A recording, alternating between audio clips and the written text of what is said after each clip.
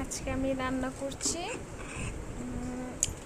কাওনের চাল দিয়ে, তারপর হচ্ছে নারকেল দিয়ে, তারপর হচ্ছে দুধ দিয়ে, চিনি দিয়ে একটা পায়েস। এই পায়েসটা খেতে খুবই টেস্ট।